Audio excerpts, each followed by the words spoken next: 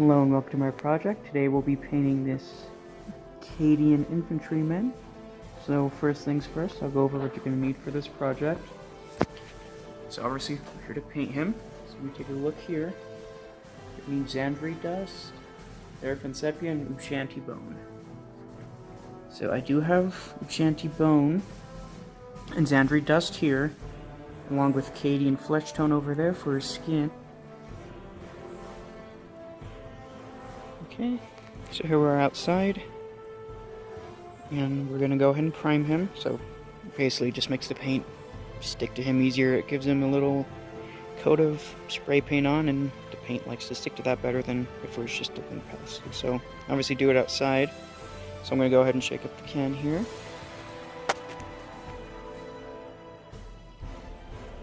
Okay, you wanna hold the spray can a little bit above him, just kinda spray him over. Make sure to get all the recesses.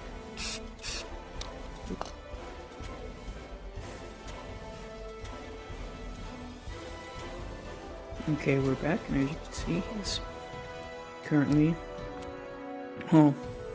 he's primed and ready to go. We're waiting for his base to dry. We're going to go ahead and start painting him. Now we're going to start basing him. So for this, I'm just going to be using my little base brush here. Use whatever brush I have lying around. Let's see. So we're going to get the Xandri dust, which is a base paint. We're going to shake it up.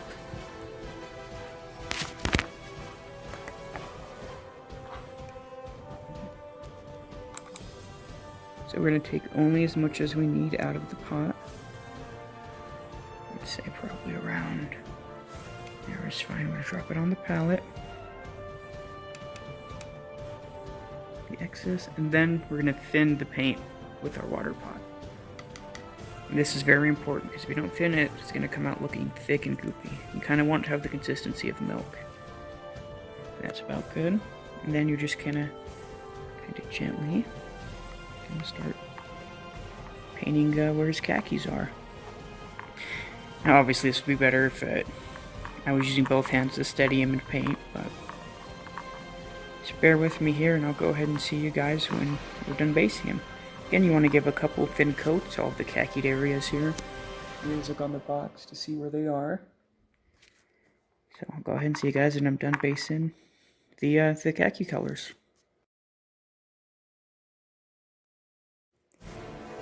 I'll come back and you see I got all of his little khaki bits based. Make sure you get the neck part back here too, if the camera wants to focus. Yeah, right above his little armor there. So after that, we're going to start basing with the green. Now, I don't have the little Castilian green they want you to use, but I do have the seaweed color. So for the seaweed color, and basing it with the seaweed, it's the same process. You open the pot, take as much as you need out, and you're going to base the green areas of the miniature.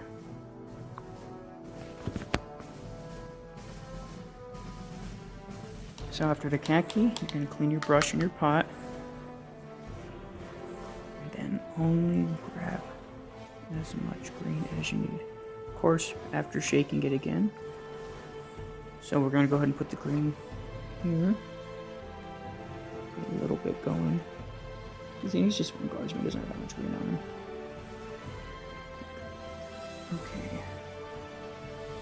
And we're going to get some more water to thin it down. Mix it in there. Get off the excess. And then we're going to start basing the green areas, which includes the rifle, the helmet. So yeah, I'm going to go ahead and start basing that, and I'll see you guys after that for the next step. Alright, we got the green painted on. See his rifle's green, his little boot parts, little armor there is green.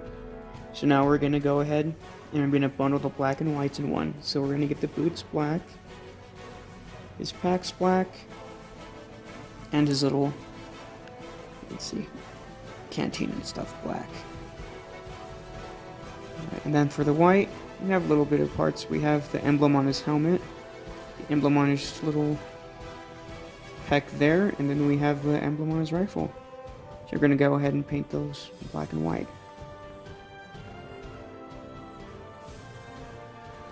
Alright, we got the whites and blacks done. So the only ones we have left to do would be the silver and the flesh. So very important to note, for the flesh, you're not going to use Cadian flesh tone over here. You're going to want to base it first with Bugman's Glow to kind of give it a more realistic, fleshy look.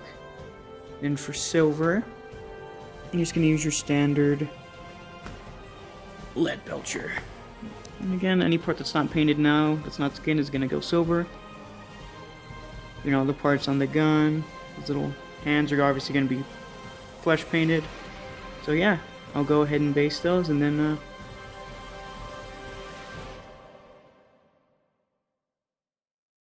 alright, and finally, we're going to use our layer paint.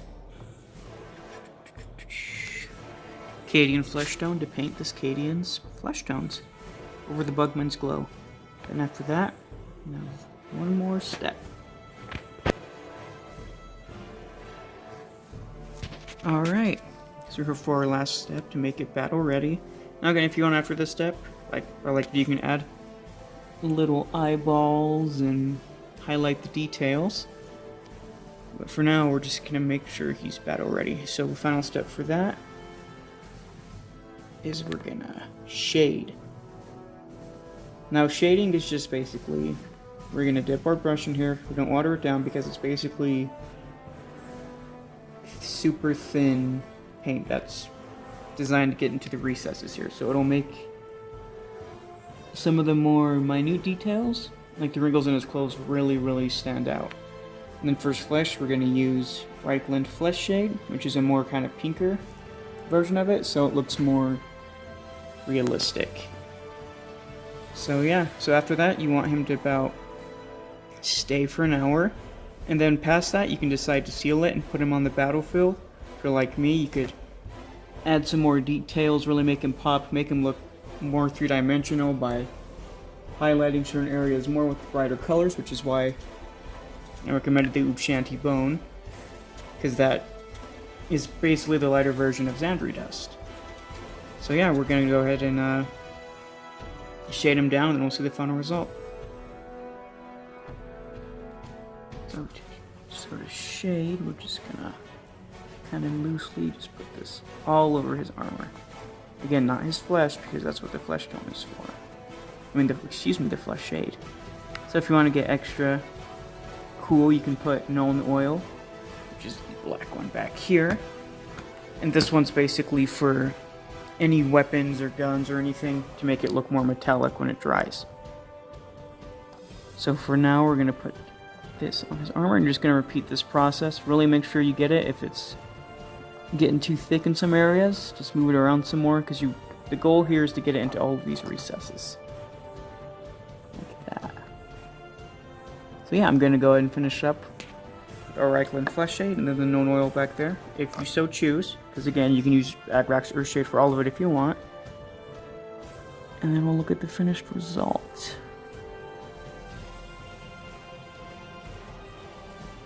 Alright. The Cadian has done drying. As you can see, a lot of the more hidden areas. I'll put a better light here. Really came and popped out. So he's a lot more detailed than he was. So yeah, if you want him like this, without any more details, you can go ahead and seal him and put him on the board. But if you're like me, you're going to want to add some eyes, some extra more details and highlights. So we'll start with the dry brushing. Alright, so now we're going to do some dry brushing, which is pretty simple. I'm just going to do the example with Ushanti Bone, as mentioned earlier. This is really going to make your miniatures pop. So what you're going to do basically is you're not going to water it down or anything. You're just going to get it out of the pot. You're going to want to use a brush like this as well. I'm just going to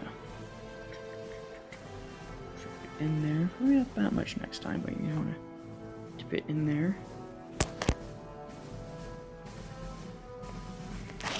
And then you're just going to want to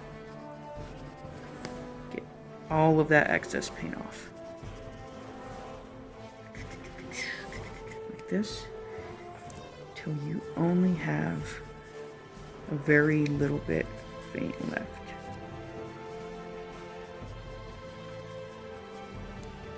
And then you're just going to want to gently start painting it over the khakis, only enough so that you get the recessed areas. Not the, excuse me, the highest areas, like the wrinkles of the khakis and stuff like that. So, for example,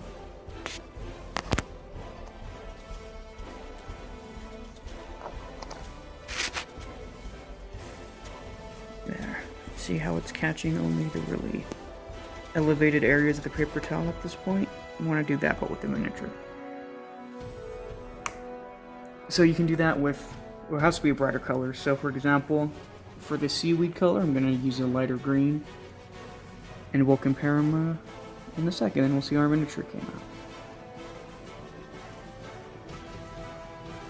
Alright, with our dry brushing done, you see a lot more detail on the raised areas here. So in a lawn, you can do this too. The little pauldrons, I guess you could call them. A little bit of green, and just get around the edges to really make it pop out more. So obviously you're not going to be looking at them this close, they're going to be farther away. So any bit of pop or 3Dness you can give them will definitely go a long way in making your army look really good. So yeah, the only thing we have left to do is to make the eyeballs. For that, I'm just going to be using Ceramite White and Abaddon Black and my super tiny brush to just kind of pin them in there. But yeah, a step. But then again, you can add whatever you want on the pauldrons, like that. I just prefer to use transfers from the little sheets that the sets do come with. But those, make a whole video on those by yourself. I guess it's a really, it's a process. It's a real process. So yeah. So I'll go ahead and add the eyeballs, and we'll see how our miniature came out. Alright, and that finishes up our Cadian Guardsman. Now if you took a while on the eyes, don't feel bad. Trust me, it is very pinpointy, and it takes a while to get them right. Since even mine aren't really perfect. But yeah, that's how you do it. And then if you so choose, you know, if you don't want the paint to chip or anything, you can seal it with Mod Podge or just a spray and a glue form, so that won't chip away or the elements won't get to it. But yeah, that is how you paint the Cadian Guardsman.